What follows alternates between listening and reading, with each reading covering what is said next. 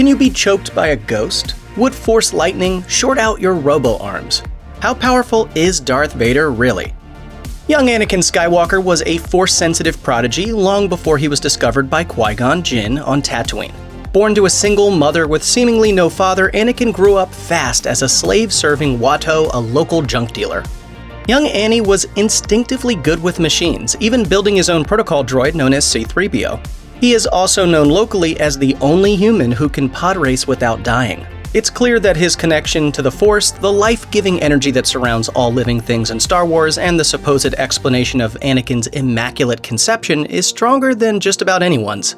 In fact, Anakin's midi-chlorian count surpassed that of even Yoda. Despite this, the boy lacked the proper training. When Qui-Gon discovered Anakin, he vowed to train him, recognizing the boy to be the fulfillment of an ancient prophecy that foretold a Jedi who would bring balance to the Force. Anakin is also a natural star pilot. He is capable of turning even disastrous crash landings into military victories. Although Anakin started out incredibly skilled, it's worth noting that he struggled to use his exceptional abilities until he began proper training. For 10 years, Obi-Wan Kenobi trained Anakin Skywalker in the ways of the Jedi, teaching him invaluable lessons of balance and lightsaber technique. Due to Obi-Wan's training and constant support, the young Skywalker grew incredibly skilled with the Force, willing to perform life-endangering feats if it meant bringing villains to justice. Anakin exemplified this attitude in Attack of the Clones when he jumped out of a speeder on Coruscant only to land on a bounty hunter's speeder without coming to any real harm. Anakin was so in tune with the Force that he could sense danger from miles away and even between planets. Because of these feats, Anakin quickly became one of the most notable Jedi in the entire Order. During the Clone Wars, Anakin was promoted to a Jedi Knight and given his own apprentice, Ahsoka Tano. Anakin's own stubbornness and quick-to-action strategies were quickly inherited by his Padawan, who only grew more powerful thanks to Anakin's teaching.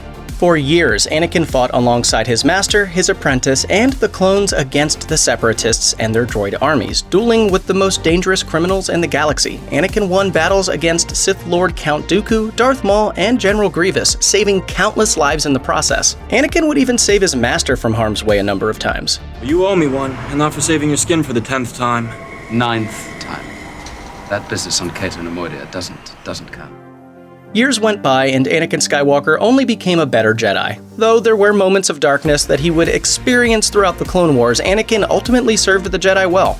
His potential and ability were only highlighted further with each new battle and every challenge that awaited him. Perhaps one of Anakin's strongest suits was his skill with a lightsaber. He preferred the fifth form of lightsaber technique, which emphasizes strong counterattacks with the goal of saber-to-saber combat. While it took him years to view the weapon as his lifeline, Anakin's swordsmanship and form were excellent. As a Padawan, he even took on Count Dooku single-handedly, though he lost a hand in the duel. In his final encounter with Dooku in Revenge of the Sith, Anakin overpowered the Sith Lord before Supreme Chancellor Palpatine talked him into killing the villain to progress the Jedi Knight's fall to the dark side. This premeditated murder strengthened Anakin's connection to the dark side, so that by the time he defected from the Jedi, he was immensely more powerful than most Sith apprentices. Throughout his time as a Jedi, Anakin Skywalker continually felt the need to prove himself. Whether it was his own personal insecurities about his role as the Chosen One or his desire to be the strongest Jedi in history, he always believed he could be better. Unfortunately, Anakin's lust for power only took him down darker paths, and in moments such as his slaughter of Tusken Raiders after his mother's death and his murder of Count Dooku, he tasted what that power could bring. At one point during the Clone Wars, he even saw a vision of his eventual fate, a vision he would tragically forget. It was these small steps towards darkness that would prepare Anakin for his role as Darth Vader. Unlike emotionally balanced Jedi such as Obi-Wan, Yoda, or even Ahsoka, Anakin was prone to fits of anger and rage. This was seen a few times when Anakin used dark side powers, such as the Force Choke, with ease long before he actually defected to the Sith. Unfortunately, it also left him open to weakness, as he was slowly seduced by Palpatine and his empty promises. Although Obi-Wan and Ahsoka anchored Anakin to the light side of the Force, even they weren't strong enough to keep him there forever. Eventually, the young Skywalker, left alone, let fear overtake his best judgment. Anakin Skywalker spent so much time training his body for battle that he rarely spent time training his mind. This weakness would prove devastating as he left his mind open to attack from thoughts of fear and failure. It was for this reason his prophetic dreams of his wife Padme dying in childbirth led him to the path of the dark side. Even among Jedi, prophetic dreams were a rare gift, further illustrating how strong Anakin's connection to the Force truly was. However, they crippled him with fear and serious doubts about his allegiance. I'm not the Jedi I should be. I want more. And I know I shouldn't. Palpatine preyed on these fears, ultimately convincing Anakin to betray the Jedi Order and join him as Darth Vader. Ashamed of his choices and manipulated into anger at those closest to him, Anakin attacked his former allies and slaughtered all the remaining Jedi at the Jedi Temple. Overpowering many Jedi Masters, including the high-ranking council member Mace Windu, proved how strong in the Force the young Skywalker truly was, and his new dark side abilities dialed his strength up to 11. Killing younglings, Padawans, and even council members with ease was just the rush of power Anakin needed to become Darth Vader. Of course, this was only made possible once Palpatine harnessed Anakin's fear and rage into something that the new Sith Lord's own wife would soon not recognize, breaking her heart and ultimately killing her. With each Jedi life he took, Darth Vader grew stronger. Completely divorcing his former morality from his current actions, Anakin Skywalker severed his consciousness in a way very few ever could. Thus, when Anakin met Obi-Wan on the volcanic battlefield of Mustafar, their skills were equally matched. Obi-Wan represented Anakin's last tether to the light, while Anakin represented the Sith, fully embracing the dark side.